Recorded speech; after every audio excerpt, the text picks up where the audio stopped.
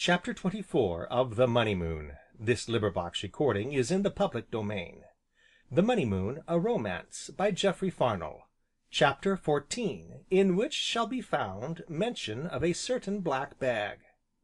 "Baxter!" "Sir?" "Get me a pen and ink." "Yes, sir."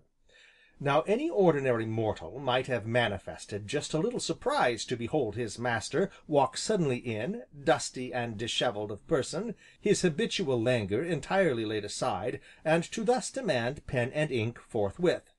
But then Baxter, though mortal, was the very cream of a gentleman's gentleman, and the acme of valets, as has been said, and comported himself accordingly.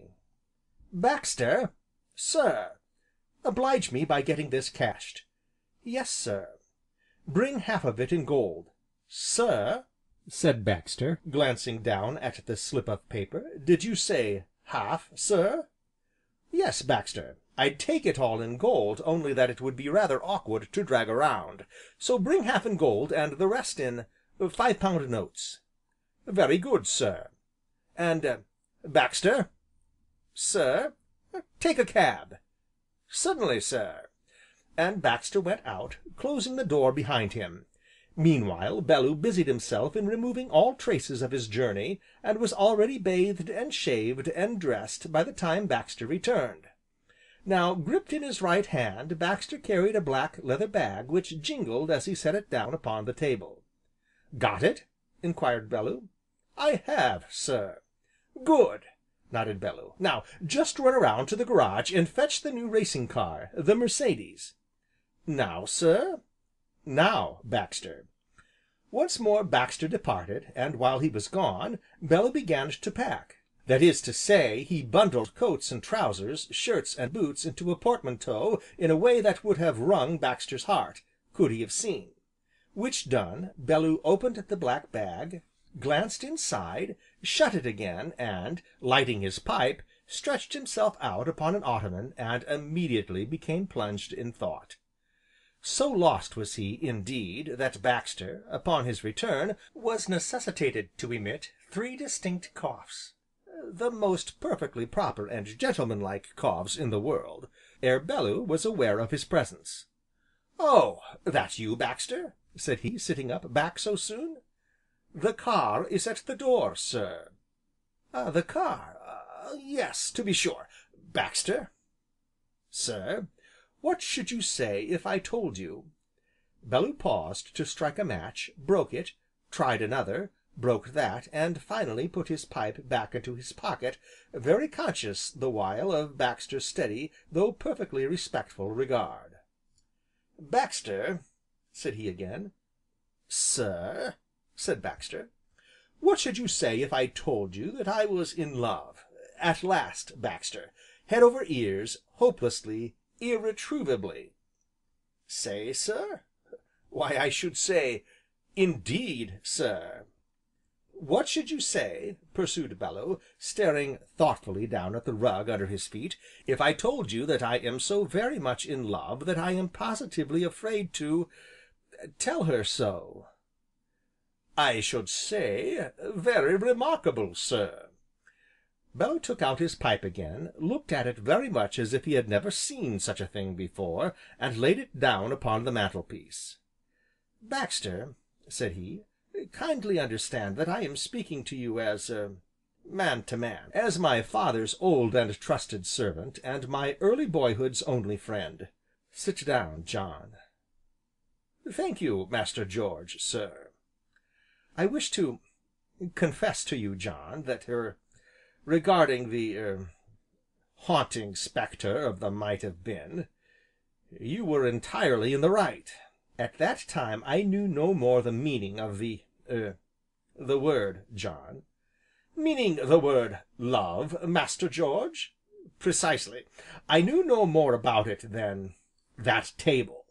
But during these latter days I have begun to understand, and the fact of the matter is, I'm fairly up against it, John."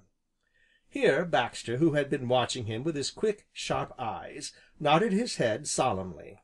"Master George," said he, "speaking as your father's old servant, and your boyhood's friend, I'm afraid you are."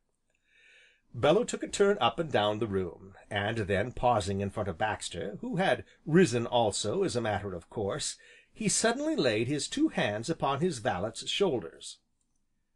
"Baxter," said he, "you'll remember that after my mother died, my father was always too busy piling up his millions to give much time or thought to me, and I should have been a very lonely small boy if it hadn't been for you, John Baxter. I was often 'up against it' in those days, John, and you were always ready to help, and advise me. But now, well, from the look of things, I'm rather afraid that I must stay 'up against it,' that the game is lost already, John. But whichever way fate decides, win or lose, I'm glad, yes, very glad to have learned the true meaning of the word, John. Master George, sir, there was a poet once, Tennyson, I think, who said, ''Tis better to have loved and lost, than never to have loved at all,' and I know that he was right. Many years ago, before you were born, Master George, I loved, and lost, and that is how I know. But I hope that fortune will be kinder to you, indeed I do." "Thank you, John, though I don't see why she should be." And Bellew stood staring down at the rug again, till aroused by Baxter's cough. "Pray, sir, what are your orders? The car is waiting downstairs." "Orders? Why, pack your grip, Baxter.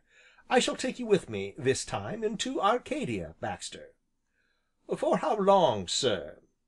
"Probably a week." "Very good, sir." "It is now 3:30, I must be back in Dapplemere at 8. Take your time, I'll go down to look at the machine. Just lock the place up, and don't forget the black bag." Some 10 minutes later the great racing car set out on its journey, with Bellew at the wheel, and Baxter beside him with the black bag held firmly upon his knee. Their progress was, necessarily, slow at first, on account of the crowded thoroughfares, but every now and then the long, low car would shoot forward through some gap in the traffic, grazing the hubs of 'bus wheels, dodging hansoms, shaving sudden corners in an apparently reckless manner.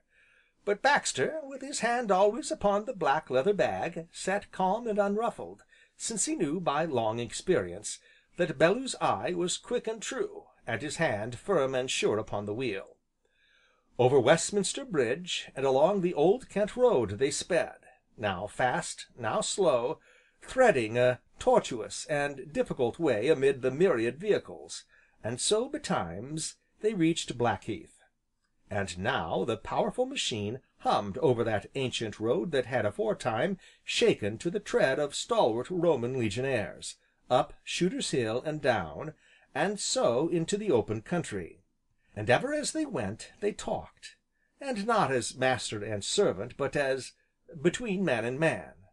Wherefore Baxter the valet became merged and lost in Baxter the human, the honest John of the old days, a gray-haired, kindly-eyed, middle-aged cosmopolitan who listened to, and looked at young Alcides beside him as if he had indeed been the Master George of years ago. "So you see, John, if all things do go well with me, we should probably take a trip to the Mediterranean." "In the Silvia, of course, Master George?" "Yes, though I've decided to change the name, John." "Ah, very natural, under the circumstances, Master George," said honest John, his eyes twinkling slyly as he spoke. "Now, if I might suggest a new name, it would be hard to find a more original one than the Haunting Spectre of the—" "Bosh, John! There never was such a thing, you were quite right, as I said before, and, by heaven, potato sacks!" "Eh, what? Potato sacks, Master George?" They had been climbing a long, winding ascent, but now, having reached the top of the hill, they overtook a great, lumbering market cart, or wain, piled high with sacks of potatoes, and driven by an extremely surly faced man in a smock frock. "Hallo there!" cried Bellew, slowing up. "How much for one of your potato sacks?" "Get out now!" growled the surly faced man in a tone as surly as his look. "Can't you see that they're all occupied?" "Well, empty one." "Get out now!"